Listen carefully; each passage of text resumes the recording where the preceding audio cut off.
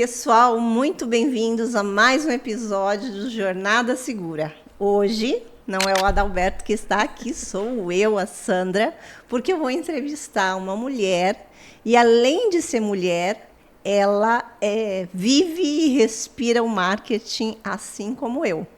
Estou aqui com a professora da ETEC, Geisiele Fagundes, e vocês vão me dar licença para mim ler o currículo dela, um momentinho.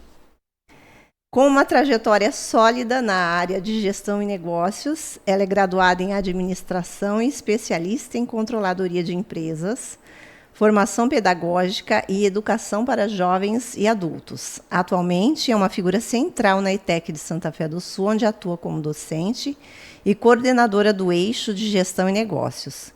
Com vasta experiência em disciplinas estratégicas como administração de marketing, marketing institucional e logística, além de já ter atuado em frentes importantes da instituição, como o programa Jovem Aprendiz e cursos de qualificação profissional. Além da docência, possui histórico como coordenadora de projetos de inovação em Nova Paula Souza, unindo a teoria administrativa com novas demandas de tecnologia e mercado.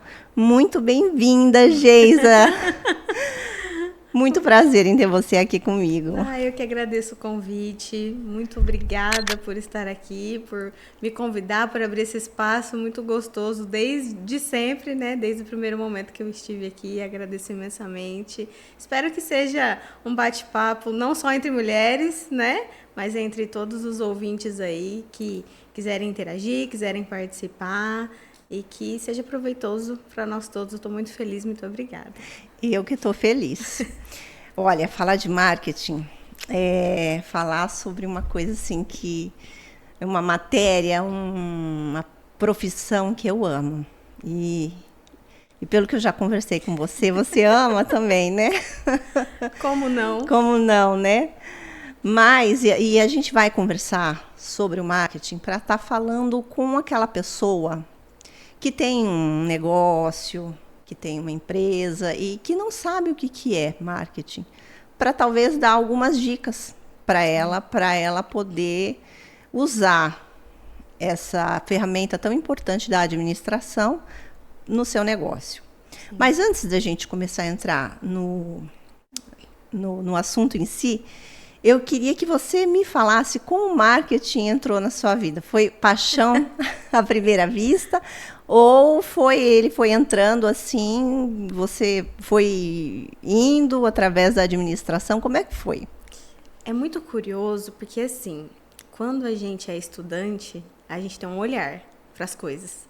E quando a gente vai vivendo a vida, a gente vai criando outros olhares. Eu acho que eu sempre fui uma pessoa muito curiosa com as coisas, isso naturalmente. Mas lá na formação, na primeira formação na administração, por exemplo, eu ainda não tinha com tanta clareza as áreas com as quais eu me identificava mais.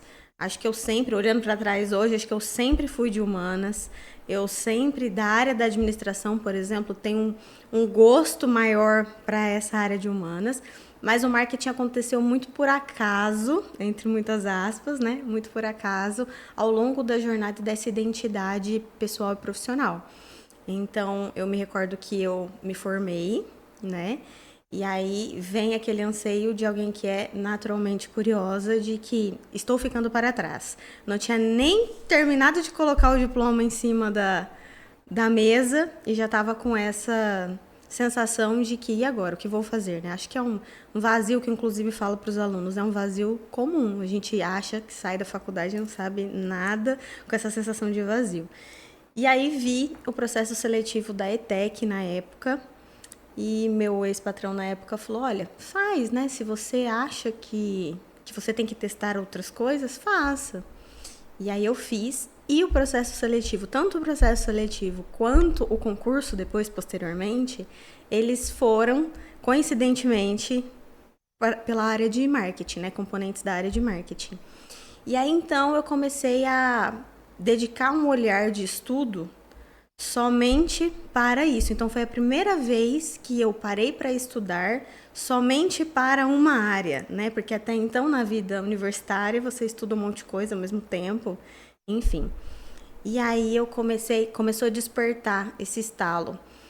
E as coisas começavam a fazer muito sentido na minha cabeça. E acho que o que despertou a paixão foi a primeira vez que eu pude falar sobre isso com outras pessoas de forma aberta, no caso, dentro de uma sala de aula, né? Então, a minha primeira experiência foi falando numa sala de aula, onde eu pude olhar as outras pessoas e ver que, assim, o olhinho dessas pessoas brilhavam com que eu estava falando da mesma forma como eu tinha tido aquele friozinho na barriga quando começou a instalar e fazer sentido na minha cabeça, porque às vezes a gente estuda coisas e não faz sentido, a gente estuda.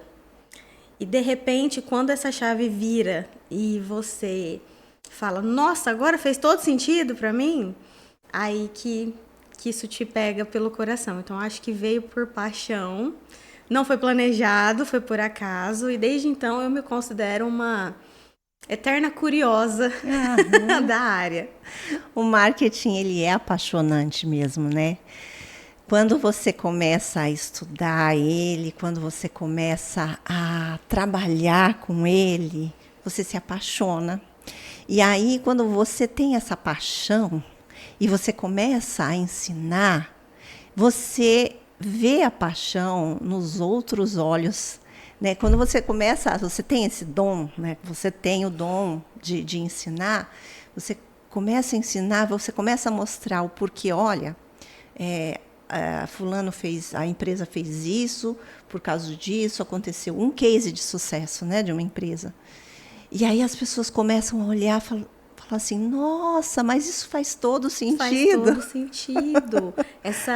Esse start que dá do processo de transformação, do poder que o marketing tem, das ferramentas que o marketing tem, desde as mais simples, mais baratas, mais complexas, o poder que existe de transformar a realidade, eu acho que é o que me engaja a estudar e gostar e querer falar sobre isso com os meus alunos, porque hoje, majoritariamente, eu trabalho com adolescentes, né, jovens e adultos, e é tentar mostrar para eles assim, olha, você tem ferramentas acessíveis, magníficas, e que elas transformam a vida absurdamente. Muito. Tanto a vida pessoal quanto a vida profissional, né? E hoje a gente vai falar focado nas empresas. E eu acho que é nessa linha da simplicidade do poder dessa transformação.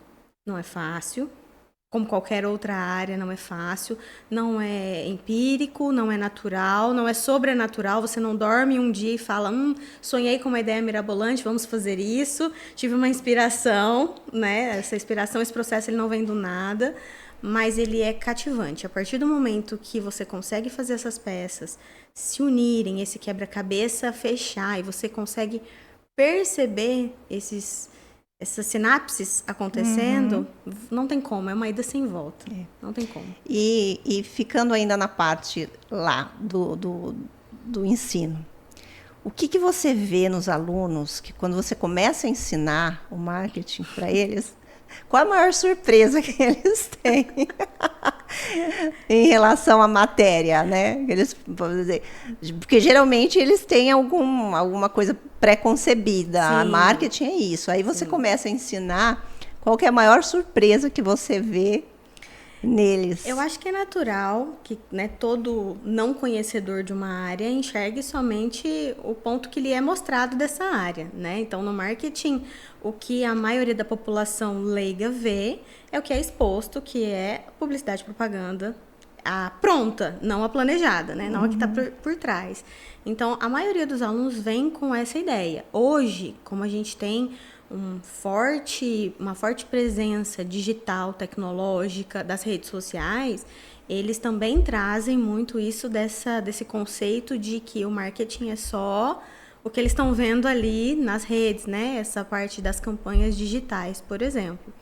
Mas eu acho que o principal impacto que um aluno me disse há muitos anos atrás, e que depois que eu ouvi isso eu não consigo não replicar para os outros, é que na cabecinha deles, depois que a gente passou a conversar, ter as aulas e tudo mais, eles iam viver a vida cotidiana, então vão ao mercado, vão na farmácia, vão fazer a vida como ser humano normal, né? E eles voltam para a sala de aula e falam: uma vez visto, eu não consigo mais desver. Depois das suas aulas, eu não consigo mais desver. Geise, eu pensei em você o final de semana, porque você falou uma coisa para mim na sala de aula e agora eu olho isso com outros olhares. É incrível. Para dentro da minha vida, né? Então, eu acho que o principal impacto deles é isso, porque o leigo, ele não enxerga que o marketing está em tudo. Assim como a administração está em tudo. Eu vou dar um exemplo disso que você está falando, talvez para a pessoa entender. Você vai num shopping center. Você entra num shopping, como uma pessoa leiga, você não entende o que aquilo... Você entra, você vê loja, você vê... Mas quando a gente estuda, você vê que ali tem cheiro, que ali tem cor, que ali tem vitrine, que ali tem som. Tudo isso vai fazer você sair de lá com alguma sacola. Coisa. Ou você querer estar lá. Ou você querer estar lá. Porque às vezes não é nem necessariamente o consumo imediato, mas é a memória afetiva, é a recordação de querer estar num lugar e falar: não sei o que eu quero comprar, mas eu quero ir lá. Eu quero estar lá, eu quero usufruir daquele espaço, eu quero estar naquele lugar. Eu lembro daquela empresa, nunca comprei, mas falo bem daquele lugar. Então, não necessariamente o consumo em si, mas esse olhar de estou sendo conduzido, eu estou criando memórias, eu estou criando experiências de algumas coisas que nem eu mesmo tenho consciência que estão me afetando. E eles trazem isso para dentro da sala de aula, realmente. Eles falam: nossa, eu sempre fui em tal empresa, sempre fui em tal supermercado, sempre fui abordado dessa forma e nunca tinha parado para pensar que isso é marketing. É uma das ferramentas de marketing, né? Exatamente. É interessante. Essa do shopping, eu lembro que eu estava com meus filhos andando no shopping. Aí eu parei, falei assim... Para um deles, eu falei: olha isso daqui. Era um corredor de shopping, ele olhou e falou assim: o que foi, mãe? A gente gera esse impacto nas pessoas. O que foi, mãe?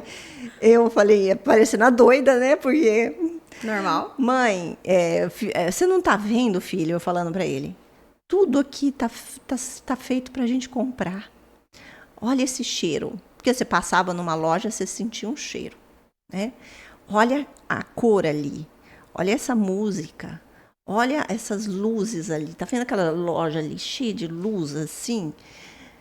E ele, né, ele, coitado, não tem noção, ele é de outra área. Então a gente fica meio que vacinado, né? Mas é encantador também. Como que você consegue usar tanta coisa para mexer no inconsciente das pessoas, né?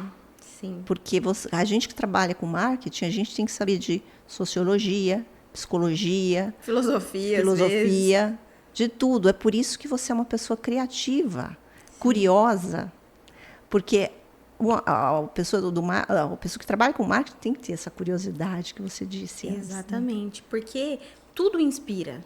Tudo inspira. E esse processo de criatividade, de análise, esse processo como um todo, ele não acontece do nada. Então, a gente também precisa se abrir para esse universo, porque muitas vezes, e até pensando do ponto de vista do empresário, né, falando do momento atual, economicamente, socialmente, não tá fácil ser empresário. Então, para a gente entrar nesse meio, né, a gente precisa também se policiar, se descontaminar, porque não tem como se apaixonar por algo se a gente está fechado para essa relação, né? Então a gente não consegue se apaixonar por uma coisa nova.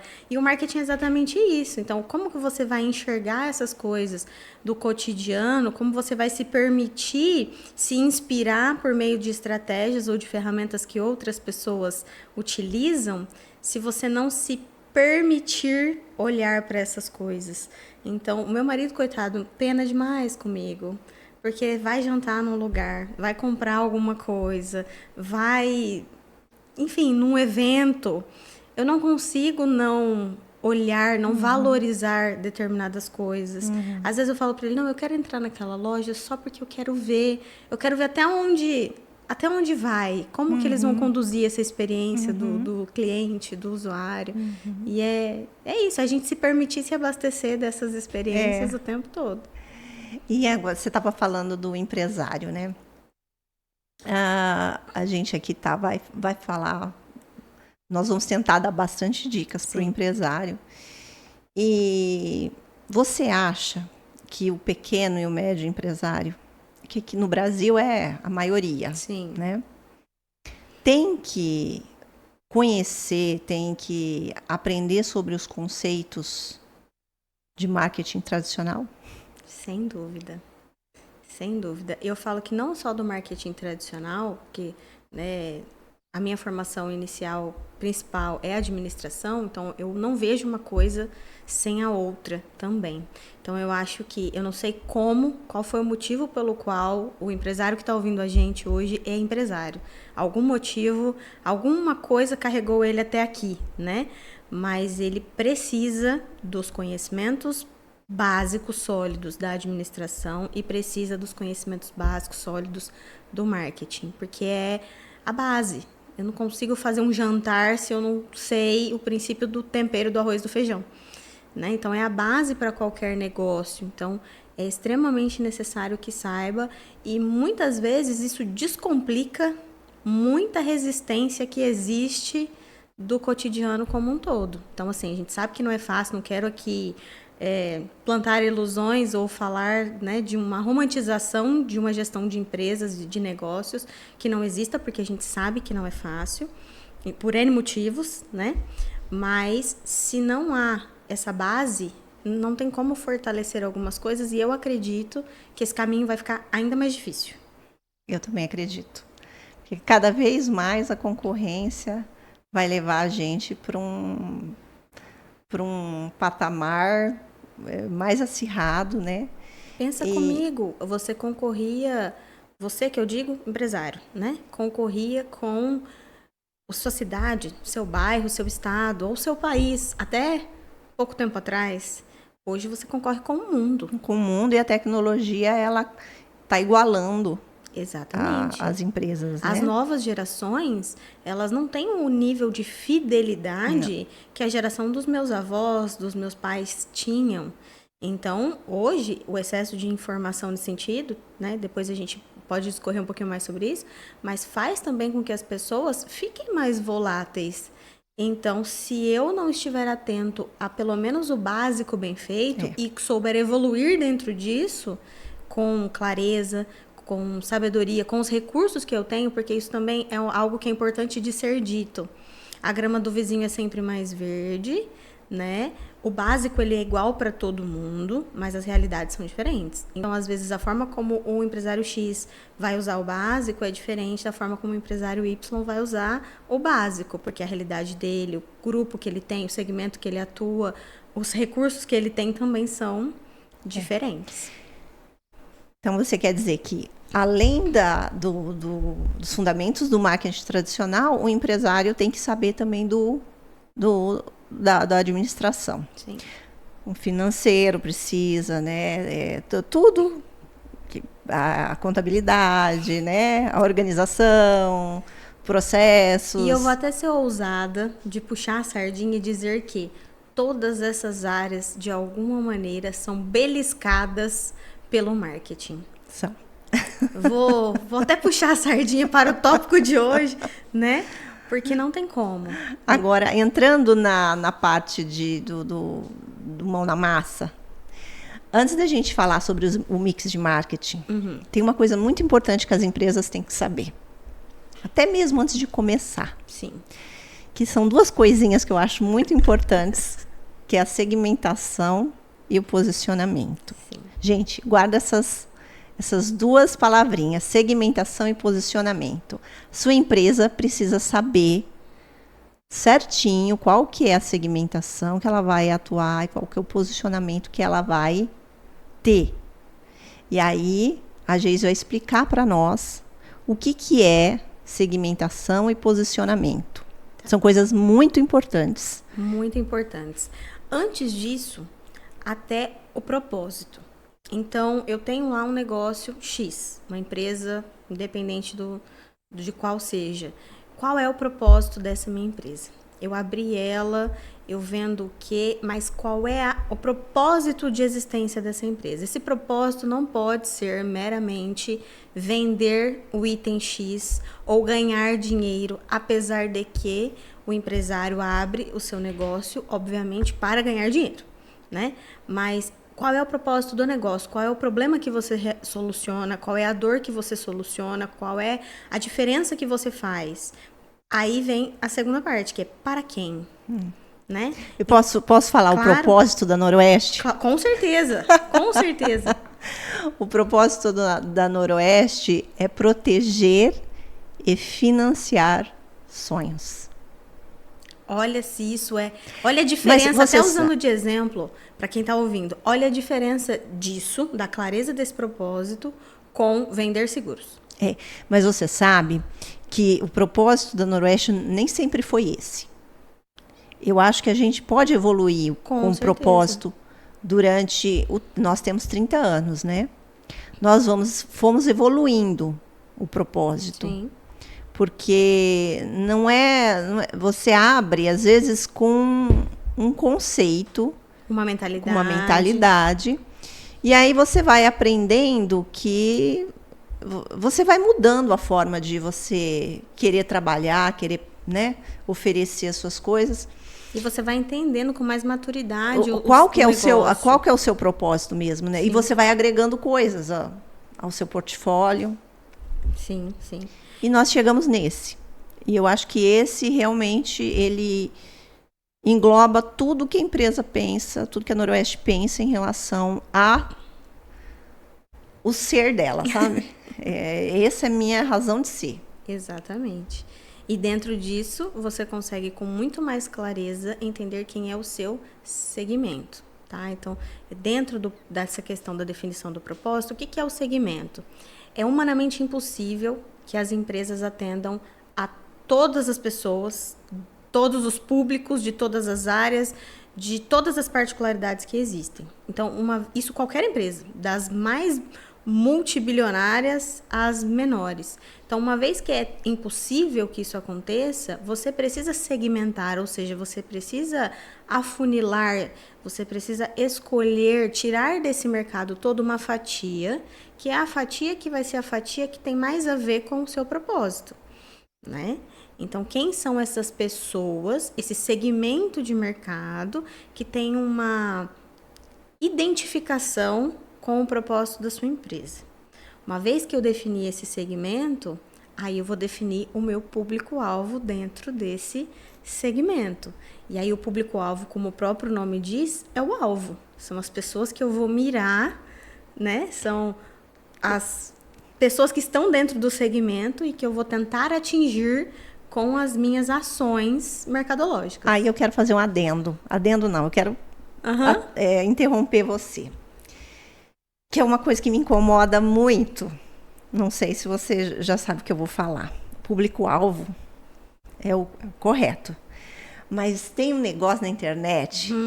A internet. Que eles falam a persona. Ai, Deus do céu. Gente, marqueteiro não fala persona. Quem estudou marketing não fala persona. Existe, persona pode existir? Pode existir para aquela empresa grande que consegue ter os dados, porque hoje a gente tem a tecnologia para saber, o cliente entrou aqui, ele visitou tal site, ele comprou tal coisa. Aquelas empresas grandes que têm acesso a cada passo que o cliente dá na internet, ele pode fazer uma persona para cada cliente. Uhum. Mas você que é pequeno, médio, e a maioria das empresas é público-alvo, gente. Um dia eu estava falando com uma pessoa eu estava falando do meu público-alvo. Falei, olha, não, mas eu falo para esse tipo de pessoa. Aí a pessoa falou assim, não, mas você tem que criar uma persona.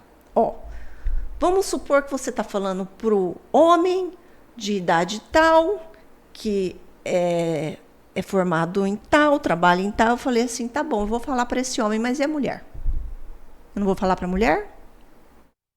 Gente, persona é coisa da internet. Se vocês souberem como foi criado a persona, porque eu sei, pelo menos, eu tenho um calhamaço, um livro que é um calhamaço de 500 páginas sobre marketing digital. E está lá explicado como é que foi criada a persona. A persona foi criado para fazer um programa de computador. Para ter acesso a um programa de computador. Porque o cara queria saber cada pessoa que ia acessar aquele programa de computador. Então, ele criou uma persona para... Na verdade, esse desenho da persona, na escola, né, por exemplo, a gente utiliza como uma ferramenta tangível para tirar esse lúdico que às vezes fica na cabeça, porque muitas pessoas elas precisam tangibilizar a caracterização do público para conseguir pensar, então é esse o meu público. Eu entendi. Né? Entendi. Mas então, assim, é mais, ao meu ver, uma ferramenta pedagógica do que necessariamente a ferramenta que você vai usar no dia a dia, na prática ali. Então, o desenho da persona, e pode haver mais de uma persona por negócio, né, com certeza, mas ele é mais pedagógico, é no sentido assim, olha, quem seria esse estereótipo de pessoa ideal para o seu negócio, mas muito mais pedagógico, para tirar do campo do lúdico, para tirar do campo das ideias e trazer para o papel. Na vida prática, é público-alvo. É público-alvo. Eu posso ter mais de um público. Pode, né? Eu posso ter mais de um produto, Sim. cada produto para cada público. Sim. Então, aí eu queria, dentro da segmentação, Sim. você tem o público-alvo. Né? Vamos ser bem didático para o empresário que está ouvindo. E esse público-alvo, como é que você definiria ele? Então, como é que o empresário que está lá fala? O empresário fala, poxa, para quem que eu vou vender? Como é que ele vai fazer o público-alvo dele? Ele nunca fez. Nunca fez. Nunca fez. Vamos pegar uma empresa fictícia aí? Uma empresa que vende... Pneus. Pneus, Pode ser. Qual que é o público-alvo que você faria para ele? Vamos explicar como é que ele faria o público-alvo dele. A primeira coisa que o empresário precisa pensar é o seguinte: existem duas formas da gente fazer isso de forma rápida, né? Pro leigo, não pro estudioso, pro leigo. Então, a gente tem duas formas de fazer isso. Se eu sou uma empresa que já estou em andamento, eu já tenho um certo histórico. Então, eu consigo, e provavelmente os empresários que escutam a gente vão falar isso com os braços amarrados. Ele consegue identificar com muita facilidade quem são as pessoas que entram e que procuram o que ele oferece. A gente tem um outro olhar aí, então guarda essa informação nessa caixinha, né? A gente tem uma outra questão, que são as pessoas, o público, que o empresário gostaria de atingir, né? Então, primeira coisa, sentar e ter essa clareza. Eu, no meu negócio, estou atingindo quem são as pessoas que entram, que procuram o que eu ofereço, dentro de todas as caracterizações possíveis. Então, de idade, de sexo, de regionalidade, fatores demográficos, de formação, de poder aquisitivo, os motivos pelos quais essas pessoas me procuram, então, os hábitos ou as situações que levam essa pessoa a me procurar. Já pensando numa empresa em andamento. Numa empresa que quer fazer essa análise, esse outro olhar que eu falei para você, que é esse olhar então, vou pensar se essas pessoas que estão entrando são de fato as pessoas que eu gostaria de estar atingindo. Porque o conceito é público-alvo.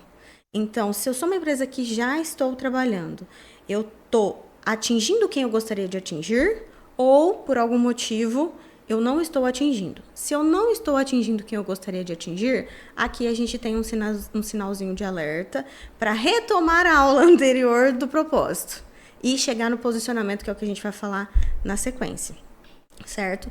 Pensando que eu esteja atingindo quem eu gostaria de atingir, eu vou fazer essa caracterização realmente, de entender quem são essas pessoas, né? De entender principalmente as dores, as fragilidades, e quando eu digo isso não é no sentido negativo de usar a vulnerabilidade das pessoas, não é nesse sentido, mas no sentido de entender assim, olha, o que faz essa pessoa me procurar?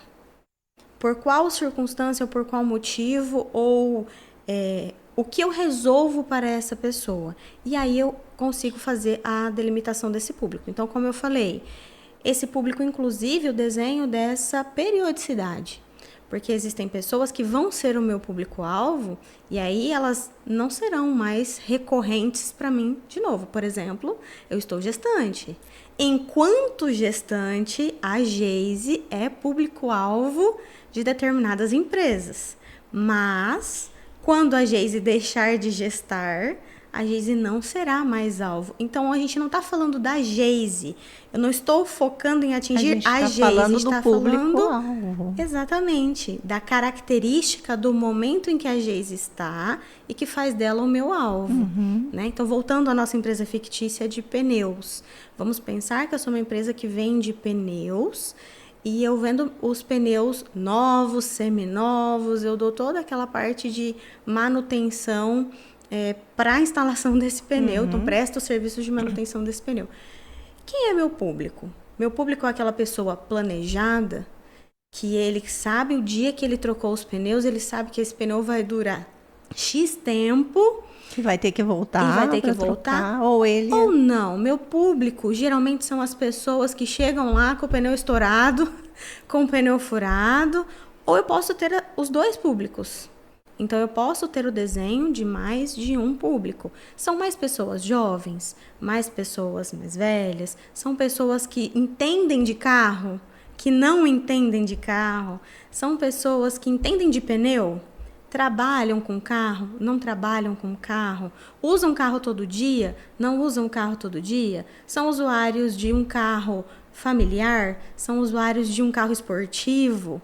E aí eu vou desenhando esse público, porque, como a gente falou anteriormente, eu posso atingir mais de um público. E por que a importância de definir esse público?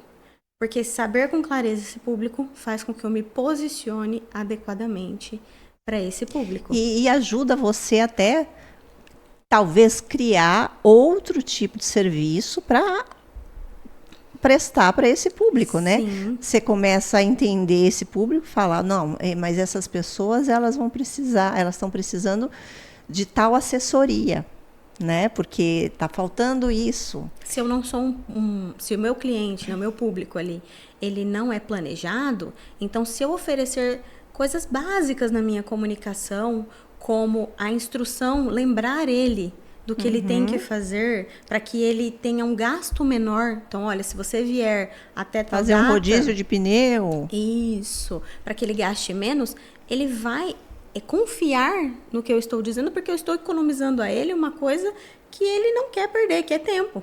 Se ele não é planejado, ele é imediatista, ele quer que alguém pense por ele, que alguém resolva por ele, de preferência, que dê o mínimo de dor de cabeça possível. O meu cliente, ele tem um carro só, a maioria dos meus clientes tem um carro só, ele não pode parar para trocar o pneu. Vou oferecer para ele um carro reserva. Ou vou oferecer para ele um horário de atendimento diferenciado. Ou um horário diferenciado. Uma comodidade de buscar isso, de repente, onde ele trabalha, ou na casa dele. Posso agregar valor nisso, posso estar ganhando em cima disso. É você conhecer o cliente. Exatamente. E você fidelizar o cliente. Exato. Então, conhecer o cliente é muito importante. Isso é uma das ferramentas. Não, isso não é uma das ferramentas de marketing. Isso é finalidade. uma E dentro disso, só para quem está ouvindo a gente, há uma diferença gritante dentro dessa definição de público-alvo entre quem é o público-alvo e quem é o consumidor. Porque, às vezes, o meu alvo, ele é diferente de quem consome. Então, vamos pensar, não que o desenho do produto ou do serviço não tenha que atingir o consumidor, porque, obviamente, quem consome é a última ponta e é a ponta que tem que ter recorrência e tem que ter satisfação. Mas a pessoa que, às vezes, eu estou tentando atingir, ela não é quem vai usar aquilo que eu estou oferecendo. Por exemplo, vou voltar para o meu caso gestante. Eu sou o público-alvo de muitas empresas que vendem roupas para bebê. Por exemplo, mas você não é que vai mas usar. não sou eu que vou usar, eu faço parte desse processo, sou eu a parte racional por trás ali, mas não sou eu o usuário. Então, quem está desenhando esse público, quem está caracterizando esse público, também precisa entender da particularidade de quem consome. Porque quem vai consumir, no caso, o bebê, tem particularidades. Né? Então, por exemplo, eu vou ser mãe agora de um menino. Então, quais são as particularidades para vestir um menino? Da saúde de um menino? Precisa saber. Entende? Então, assim, vou focar na mãe, porque a mãe é quem vai comprar, ela é o alvo das minhas campanhas, do meu diálogo, do meu posicionamento. Mas eu também preciso entender que talvez nem ela saiba, pensando no meu exemplo, caso de mãe de primeira viagem, nem ela saiba essa característica, essa necessidade do bebê que vai consumir. Sim. Para tanto, às vezes eu colocar nela essa noção, essa clareza, esse conhecimento durante as minhas comunicações, as minhas estratégias, os meus pontos de contato com ela, vai mostrar para ela uma segurança de comprar de mim. Sim, eu vou dar um exemplo meu. Quando eu fui mãe, eu não me lembro, faz tanto tempo. Não vamos denunciar a idade das crianças e da Sandra. Eu não me lembro se foi do primeiro ou do segundo, eu não me lembro. Enfim, eu estava em Rio Preto e eu fui comprar um enxovalzinho, algumas roupinhas, né? Mas eu fui na loja só para comprar algumas roupinhas. E olha só como é que é a pessoa prestar o serviço além. Ela conheceu o público dela. A moça me atendeu, eu comprei as roupinhas, ela me perguntou, vai ser mãe de um menino, tal. Olha, você já comprou a tesourinha de unha dele? Aí eu falei, não, a gente tem uma tesourinha boa. Comprei. Você já comprou o sugador de nariz? Falei, mas o que é isso? Eu tenho que fazer isso? Nunca ouvi falar. É isso, tal. Eu falei, eu comprei. Aí eu comprei. Eu sei que eu saí de lá com um monte de acessório, um monte de apetrecho que eu nem sabia que existia e que foi importante. Ela me ensinou a usar na época, que foi o meu segundo, eu acho. Que no primeiro eu usei uns lencinhos assim, umedecidos. Aí ela falou assim, não, você usa quadradinho de algodão, que é melhor. Comprei um monte de quadradinho. E foi a melhor coisa que eu fiz. Fica a dica já, inclusive. Quadradinho de algodão. Então, é assim, ela me prestou assessoria, eu adorei a assessoria que ela me prestou, e ela vendeu. Exato. Por quê? Porque ela conhece as necessidades do público-alvo dela. Sim. Inclusive, conseguiu identificar que você não tinha esse conhecimento. Não tinha. Exatamente. Porque da mesma forma como isso pode ser usado positivamente, quando você conhece que o público já chega pronto para você, ele já tem conhecimento, muitas vezes você vai tratar diferente. Então, às vezes vai ser uma mãe que vai chegar e já vai falar, olha, eu já usei o quadradinho de algodão. E ela já vai fazer uma abordagem diferente. Ela vai falar, mas qual marca você usou?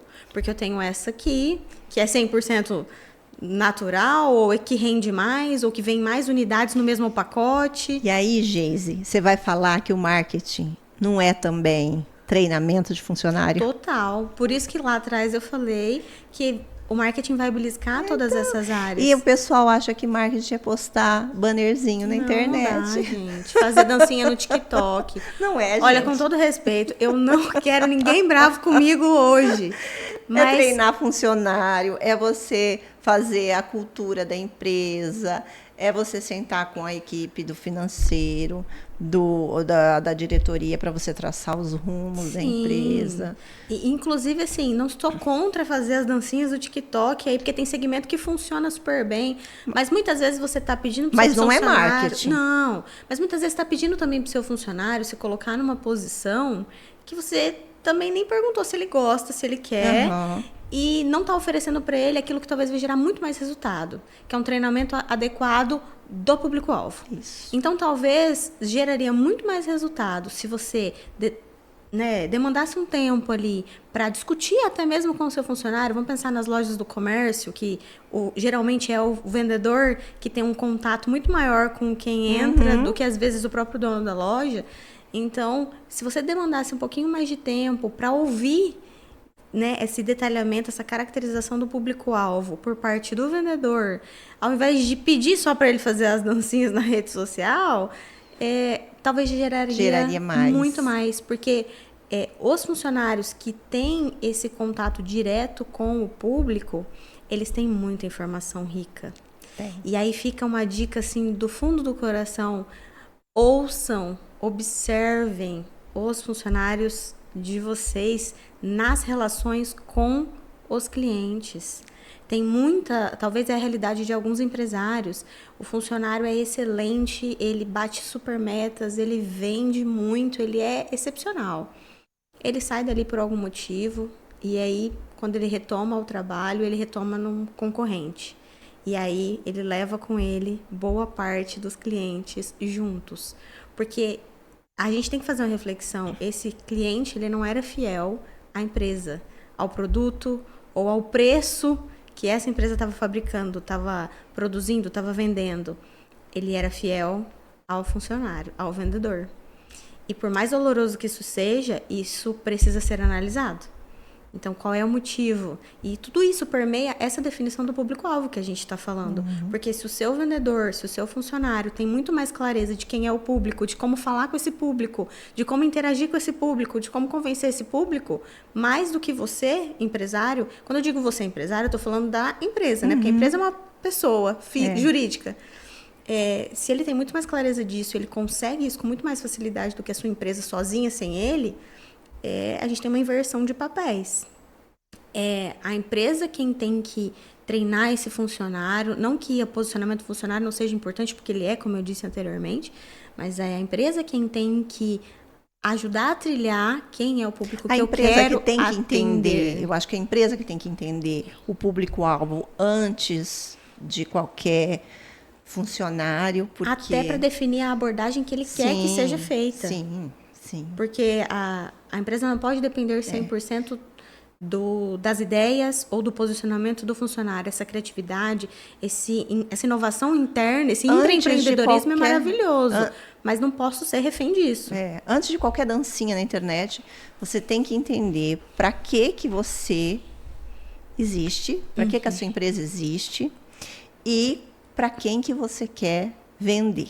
Exatamente. Seu produto. Então, não sei se ficou claro, né, nessa nossa conversa toda, mas a definição do público é isso, definir quem você quer atingir, e esse quem não só de estereótipo, mas também de hábitos, de circunstâncias, de momento de vida, de fase no ciclo de vida que essa pessoa está, e até se essa pessoa é alguém que pode ser recorrente depois ou não. Né? Porque como você falou, você vai estar vendendo, você tem uma empresa que vende roupa de bebê, né? Roupa de bebê.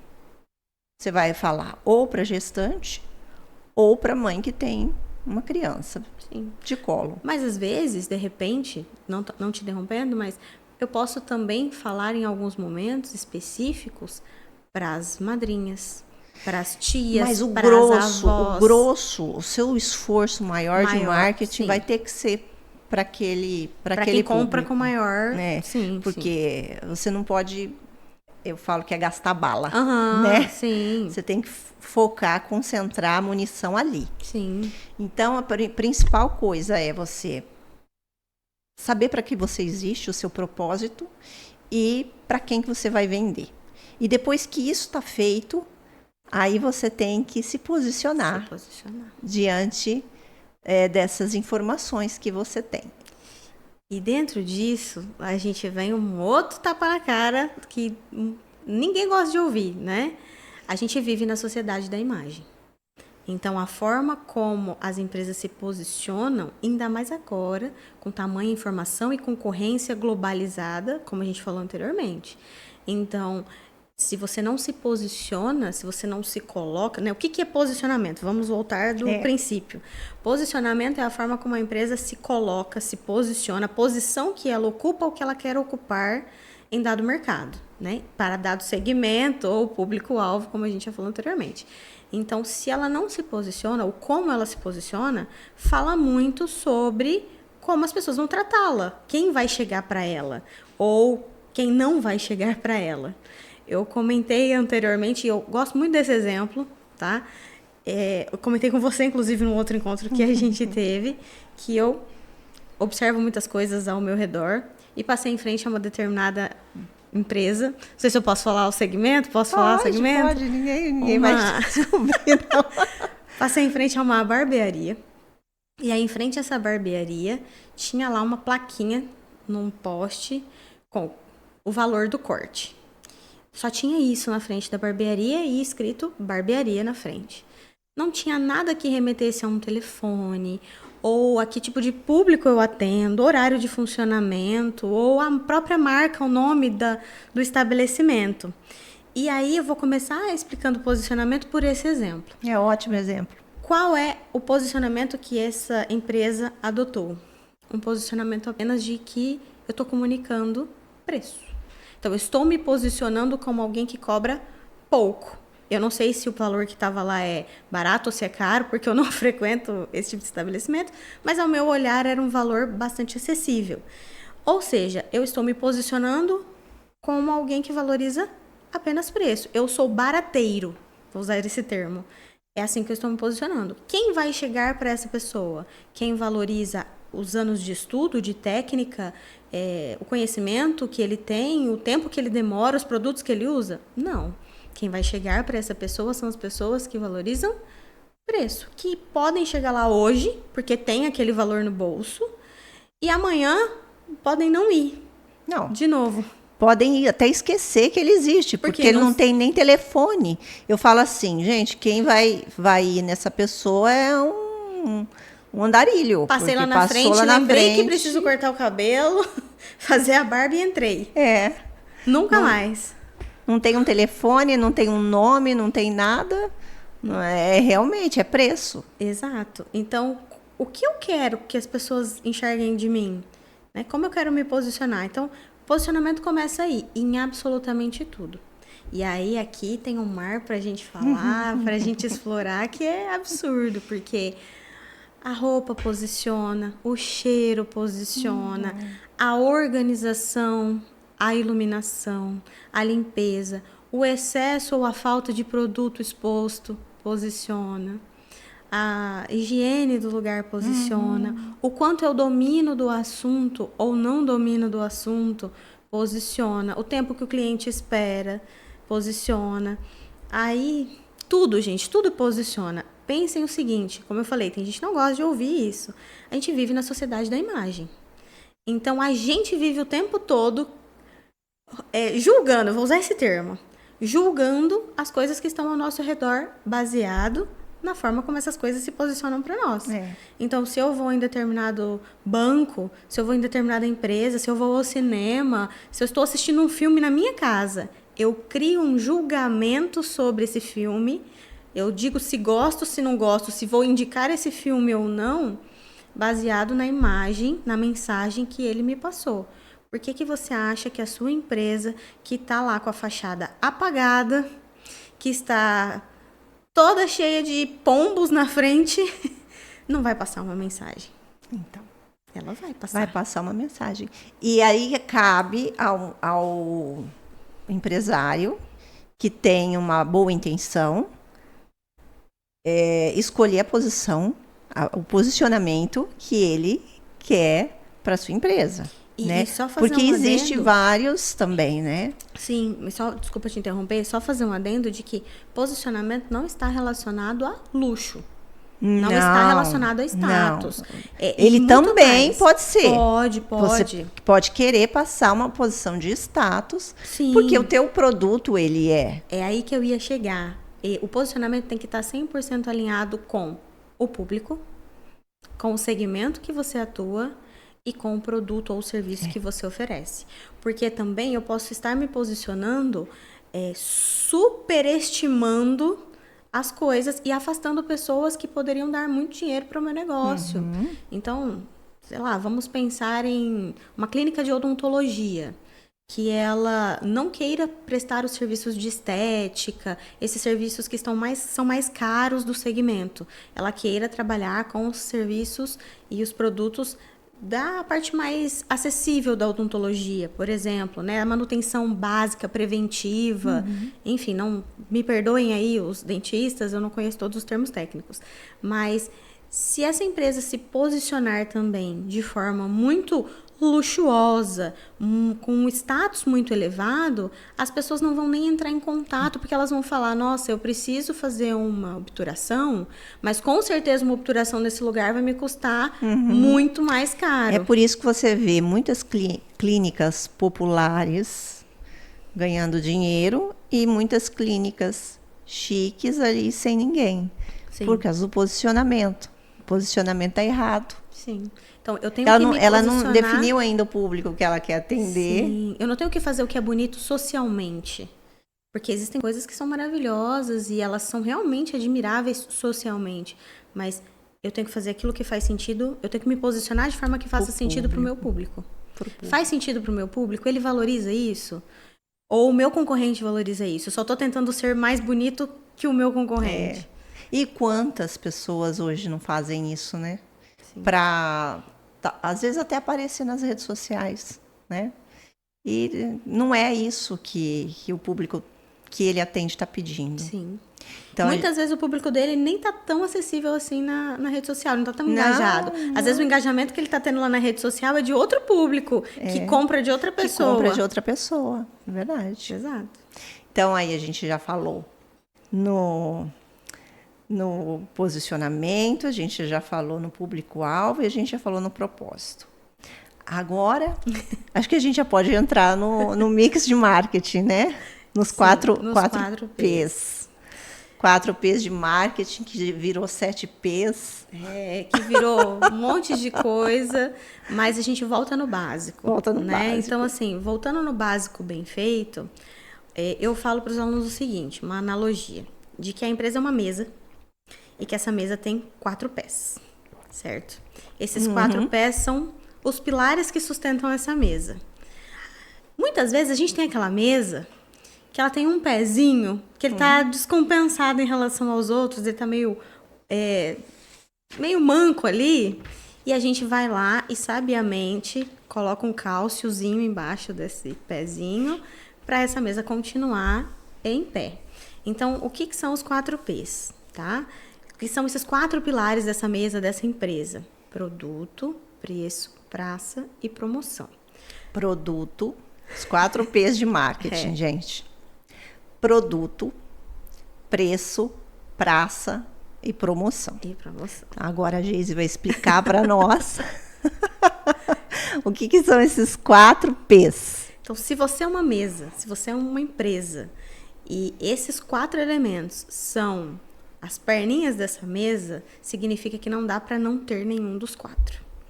Então, minha mesa não vai ficar em pé se eu não der atenção para algum desses elementos, certo? Só que a gente também tem que entender que na vida prática, o que a gente estava falando lá da teoria versus a prática, né? A gente tem que entender que na vida prática, a gente não consegue ser perfeito em tudo. Por N fatores. Às vezes pelo tamanho que a empresa é, às vezes pela situação socioeconômica da cidade onde a empresa está, às vezes pelo tipo de produto que a empresa vende, pelo segmento que ela atua, enfim. Então, o que a gente precisa entender? Nas minhas ações de marketing, eu preciso ter a clareza do que é cada um deles, e aí eu já vou explicar cada um deles, mas eu também preciso entender que quando um deles não puder receber tanta atenção, eu vou colocar esse cálciozinho embaixo do pé e eu vou dar atenção para aquele que é o pilar que vai ajudar a sustentar, ou para aqueles que eu posso dar um pouco mais de atenção, que eu vou dar mais visibilidade. Então, vamos pensar... Interessante, isso eu nunca ouvi.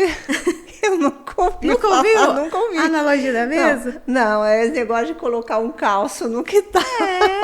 Porque, ó... Interessante, eu quero aprender um pouco mais. Pensa comigo, eu vou usar a realidade lá da ETEC como um exemplo, né? Antes de usar a ETEC como exemplo, vamos explicar o que é cada um dos pontos rapidamente, né? Então, produto, né? Aquilo que você oferece e o valor que isso agrega para quem está comprando, que a gente até falou um pouquinho quando falou de público e de propósito, né? Preço é o valor que isso tem no mercado, não só financeiramente, mas também de solução. Né? Então, qual que é o sacrifício? Dor, né? A gente chama de sacrifício. Então, qual é o sacrifício que o usuário está disposto a pagar para ter aquilo que eu ofereço? Esse preço ele pode ser monetário, pode ser dinheiro, pode ser tempo, pode ser esforço, pode ser recurso, enfim.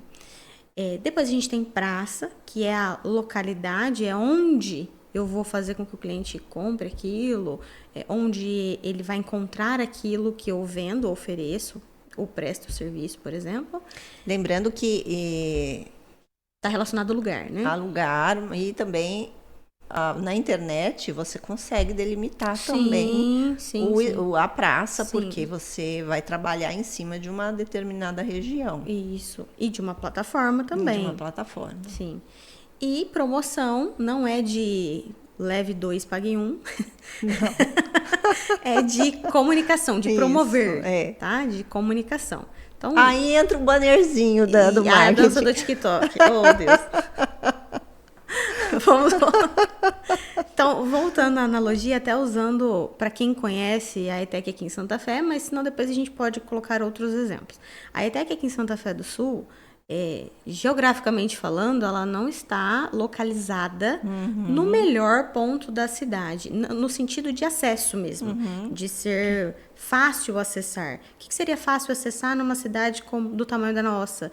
Onde eu tenho avenidas super fluidas, onde qualquer ponto da cidade que eu venha, eu tenho a menor intercorrência possível para chegar até esse lugar. Lugar muito acessível, com muitos estacionamentos. É a realidade da maioria das escolas aqui da nossa cidade, porque no horário de pico da saída dos alunos, por exemplo, você tem um trânsito absurdo na frente das escolas. Então, a praça da ETEC não é o pé da mesa mais forte da escola, certo? Porque ela não está no seu melhor lugar, certo? Então, quando você vai pensar nessa situação, quando você vai fazer uma campanha ou quando vai fazer suas estratégias de marketing, você não vai focar nisso. Sim. Você não vai focar nisso. Você põe um cálcio nesse pezinho, porque... Falando da realidade de uma escola estadual, tem que existir, ele não é escondido. Ele não é o pilar que vai ele sustentar. Ele não é um pé bonito. Não é o pilar principal que vai sustentar esse negócio. Qual é o pilar principal no caso? Então, no caso lá da escola, a gente não vende produtos, né? Vende serviços, mas só fazendo uma analogia aí nesse caso. Qualidade do ensino, os tipos de curso que você oferece, a qualidade docente, a qualidade do material, de formação, enfim. Então, eu vou focar naquilo que é o meu pé mais forte. Eu não vou pôr a minha panela pesada no lado da mesa que a perna está mais fraca.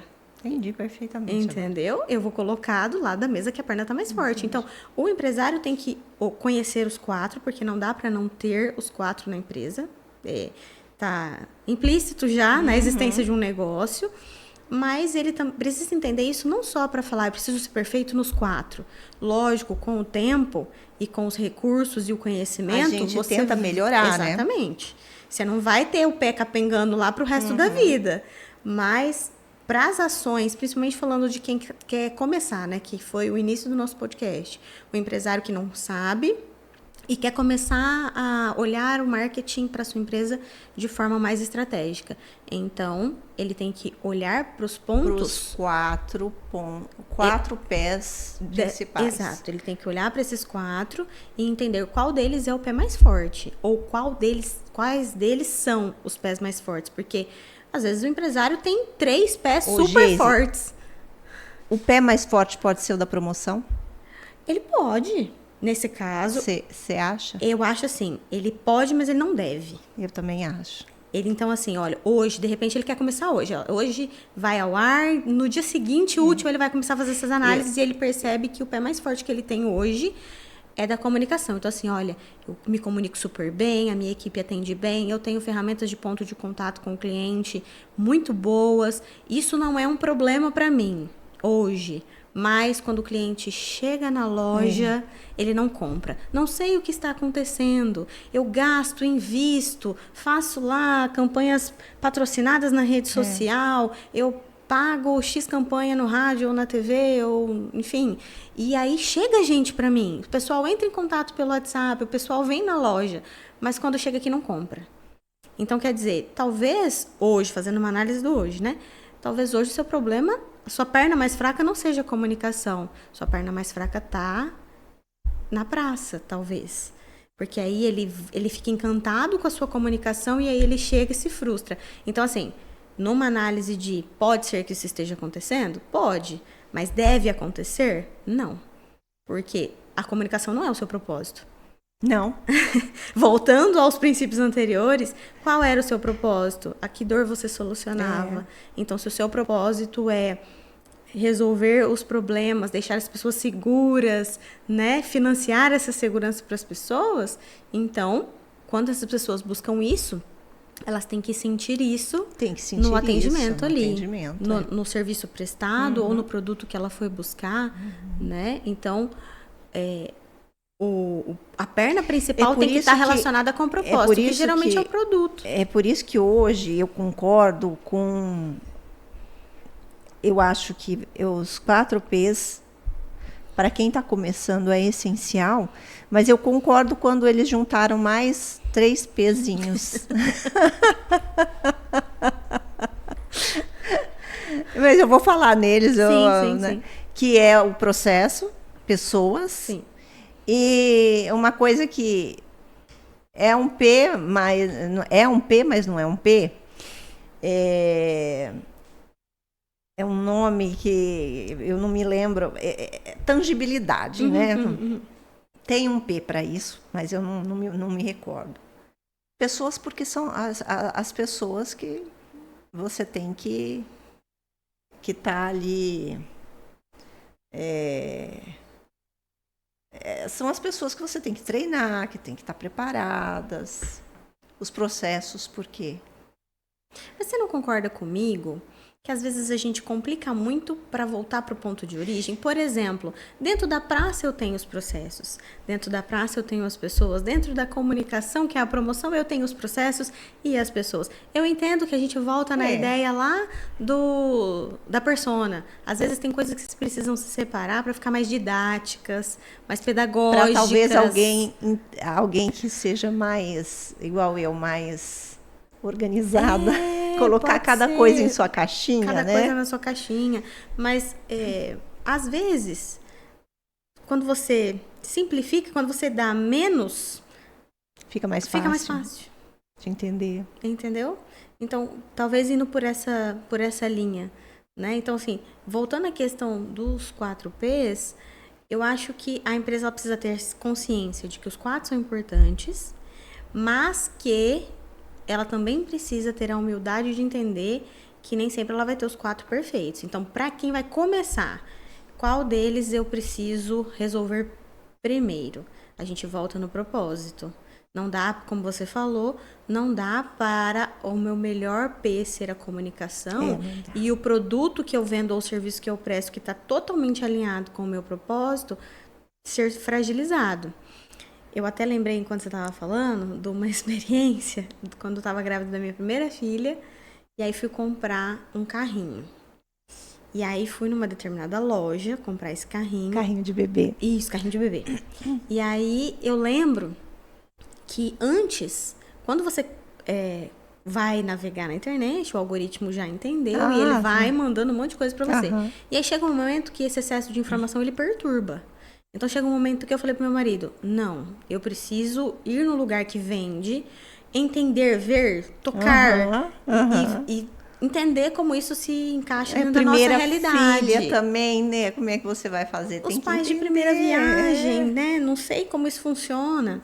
E aí fui em uma determinada loja e nessa loja tinha um carrinho de bebê e que inclusive eu tinha visto um vídeo na internet já. Ou seja, eu cheguei aquecida nessa empresa. Eu já cheguei aquecida, eu tava pronta para... Só faltava comprar. Não tinha nem goleiro mais. Não, eu tava aquecidíssima. Era só chutar pro gol e falar, o caixa tá ali, né? O que fizeram com você? Pois é, eu cheguei lá e eu perguntei, olha, esse carrinho, eu cheguei a ver ele na internet. Então, eu dei a informação. Falei, olha, eu cheguei a ver ele na internet, mas eu queria ver ele pessoalmente para comprar. E eu queria entender, assim, o que ele realmente articula. Ele vira de um lado só, a gente vê o bebê de frente, a gente só vê o bebê de costa, porque carrinho tem muito disso, né? E aí a moça olhou pra mim e disse a seguinte frase, ali ela me perdeu. Ela falou, nossa, não sei. Peraí que eu vou tentar descobrir. Fulana, do meio da loja, fulana, você sabe o que esse carrinho faz? E aí eu já olhei pro meu marido e falei, deixa pra lá. Já vi o carrinho, vou lá e vou comprar na internet. E foi o que eu fiz. Nossa. Eu vi o carrinho pessoalmente, entendi o aspecto... E você foi olhar o manual na internet também. E comprei na internet. Mas o que eu tô querendo dizer com isso? O que a gente tava falando do produto. Custava esse carrinho, quando ele chegou nessa loja, alguém ter lido esse manual e treinado essa equipe para entender o produto que se vende, porque não tinha 40 modelos de carrinho ali diferentes. Tinha um. E devia ser um produto de valor agregado, né? Sim. Que tinha que alguém ensinar, porque, meu Deus. Sim, e geralmente, vou além, tá? Geralmente essas marcas, elas têm os canais no YouTube, elas têm os representantes um vídeo rapidinho para venda você ver como é que faz, que ensinam, que mostram. Então, assim, a parte mais difícil na época que a gente vive, a empresa tinha conseguido, que era eu estar lá dentro. Você está lá dentro. E aí eu pisei lá dentro e saí de lá de dentro, né? Então, isso é inadmissível, gente. Você sabe que é verdade isso que você falou. Uma coisa mais difícil é o cliente sair para ir para a loja hoje. Sim. Inadmissível. Se isso tem acontecido nas empresas de vocês por qualquer motivo, seja até mesmo no contato pelo WhatsApp. Chegou, você tem que pegar ele. Não que a gente tenha que colocar ele numa condição constrangedora, pelo amor de Deus, não é isso, né? Não, mas se ele veio é porque ele quer. Exato. E assim, 90% dos casos, essa pessoa ela já vai chegar muito preparada você está se posicionando corretamente. Sim. E só vai chegar despreparado se o seu posicionamento estiver muito errado. Aí vão chegar pessoas que não tem nada a ver com o seu negócio e elas vão entrar e vão sair. E é aquilo que a gente estava falando anteriormente, né? Mas, pensando nesse sentido todo, e voltando na questão do mix de marketing, né? Produto, preço, prazo e promoção... dá pra gente explorar muita coisa. Então, assim, qual é o seu produto? Qual é o seu produto real? E qual é o produto esperado? Porque também tem isso. Então, lá no P de produto, eu vendo caneta Bic, que é o básico do básico há milhares de anos já. Eu vendo caneta. O produto real... é o produto que o cliente vai tocar, que ele vai ver, que ele vai sentir, que ele vai saborear, que ele vai experimentar. Mas o produto que ele espera, né, o desempenho que ele espera, é o mesmo que ele vai tocar? Às vezes não. Então, às vezes tem esse descompasso entre a expectativa e a realidade. E nesse sentido, eu falo muito isso para os alunos, não existe nada hoje que não tenha um parâmetro anterior. Eu vou criar um negócio super diferente, vou criar uma lanchonete com sabor de lanche super diferente. O cliente tem um parâmetro do que é um lanche. Então, tudo vai ter um elemento de comparação. Então, vai ter aquilo que é o real e vai ter aquilo que ele espera. O que ele veio achando que é. E ele pode vir achando que é por N motivos. E é difícil hoje você superar expectativas, né, do cliente. Sim. E dentro do P, pensando nessa questão da expectativa, tem aquilo que é oculto. Por exemplo, ninguém espera chegar numa lanchonete e falar, olha, eu quero um X-tudo sem cabelo. Ninguém fala isso. Porque isso é o básico, né? Não, ninguém. Entende? Então, assim, existem coisas no negócio, lógico que eu tô brincando, né? Tô fazendo uma brincadeira, mas existem coisas no negócio que, por mais que elas não sejam claramente ditas pelo cliente, ele espera isso quando ele busca o seu produto ou o seu serviço. Né? Então, a empresa também precisa ter Sim. essa visão. Ela precisa saber o que ela quer entregar, né? Exato. Ela precisa saber o que ela quer entregar. E o preço, eu acho que de todos os P's, assim, eu sou um pouco mais crítica em relação a essa questão do preço, porque eu acho que, para mim, o preço é totalmente relacionado à questão do posicionamento e do propósito. Então, o preço não está relacionado a caro e barato, né? O preço está extremamente relacionado a sacrifício. Quantas vezes você já não falou, eu tenho a opção de comprar de uma loja agora, mas eu vou esperar e eu vou comprar na internet e vai chegar daqui 30 dias, por exemplo. Por quê? Porque é o preço que você está pagando. Você está pagando o tempo, você está disposta a esperar mais para não ter o imediatismo daquilo, ao invés de ir lá e comprar algo para na hora. E o preço também tem muito a ver com quem é o público e o momento que ele está. Eu falo direto para os alunos. Um produto para dor, um remédio para dor, ele não tem valor nenhum para mim se eu tiver sem dor.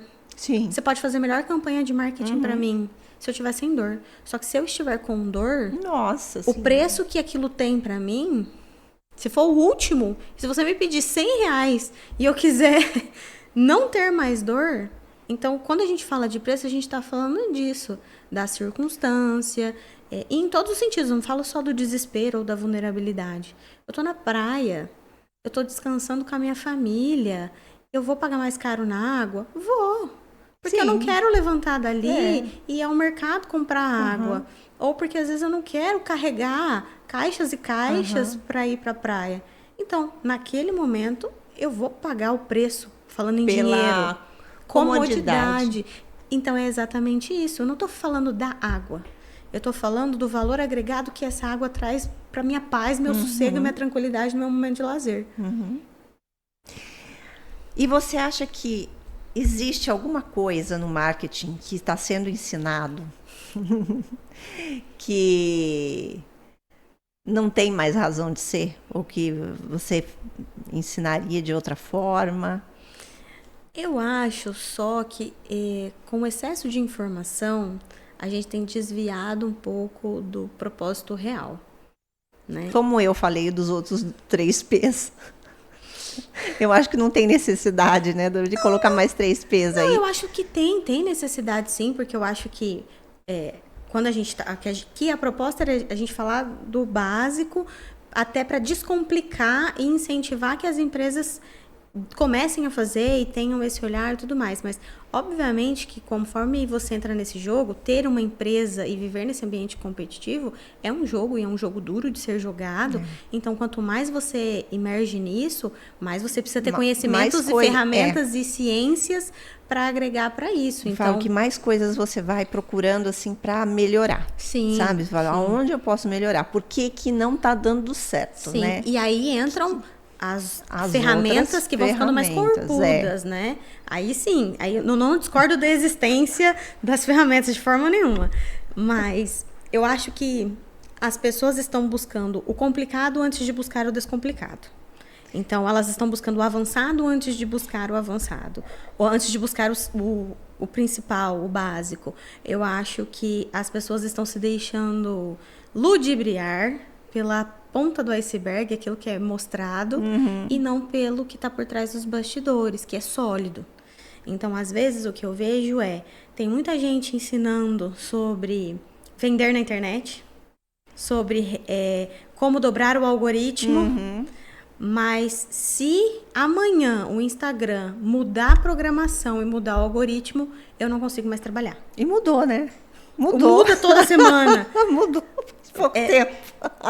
Então, assim, É uma loucura. Existem coisas que são meio que o beabá. Eu não posso estar refém da ferramenta. Verdade. Eu tenho que aprender a ferramenta porque o mundo muda, a gente tem que se atualizar, isso aí é óbvio, mas o básico, ele é o básico em qualquer ferramenta. Então, o que a gente está falando básico aqui... em qualquer ferramenta, você tem noção. E a internet nada mais é do que uma mídia. Sim. Ela não é o ó do Borogodó, ela não é... Ela só é mais visível atualmente porque ela é mais global. visível e mais barata, porque antigamente você fazer uma propaganda num canal de televisão em rede nacional era impossível para pequena e média empresa. Mas com a internet, com as redes sociais, hoje ficou possível. Sim. Então, ela é uma mídia.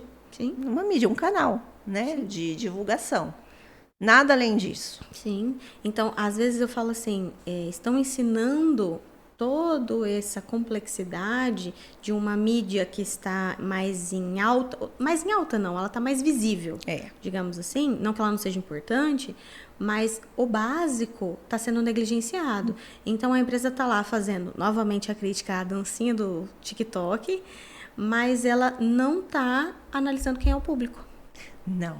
E isso é o básico. Isso é o básico. Então, assim, ou ela está perdendo a oportunidade de contato, ou ela está perdendo a oportunidade de parceria. Será que o público dela gosta de dancinha? Sim.